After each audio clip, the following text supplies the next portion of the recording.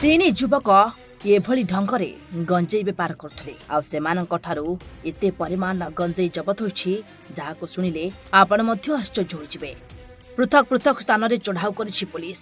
चढ़ाऊ समय रे गंजेई सह तीन गंजेई चालाणकारी को गिरफ करिबारे सफल होइछि बैपारीगुड़ा पुलिस। बैपारीगुड़ा पुलिस गंजेई कारबार उपरे रोक लगाइबा पई अंटा भिड़िथिबा बेले थाना अंचलर दुईटी स्थान रे 2 दिन भितरे पुला पुला गंजेई बस्ता जबत करथिबा देखिबाक मिलिछि।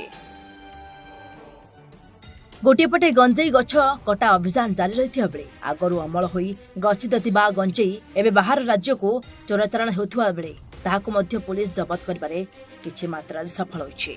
कोरापुट जिला बैपारीगुड़ा थाना अंतर्गत मोहुली पंचायतर लेंजार कुंभीगुड़ा गां पाखरे बाहर राज्य को चालाण हेबा पई रखा जाइथिबा खबर पाई पुलिस घटनास्थल रे पहुंची चढ़ाऊ करी 537 केजी गंजेई जबत करथिबा बेले थाना ठारू मात्र अल्प दूर रांची विजयवाड़ा 326 नंबर जातीय राजपथ बात्रपुट छक पाखरे नवरंगपुर जिलार तेंतुलीखुंटी ग्रामर 3 जन युवकଙ୍କ सह 50 केजी गंजेई एवं 2टी स्कूटी जबत कर दैथिबा नै सूचना दैछि बैपारीगुड़ा पुलिस।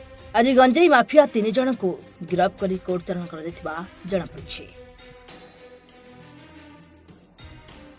कोरापुट जिला बैपारीगुड़ारू विक्रांत कुमार बेवर्तांक रिपोर्ट ओडिशा भास्कर।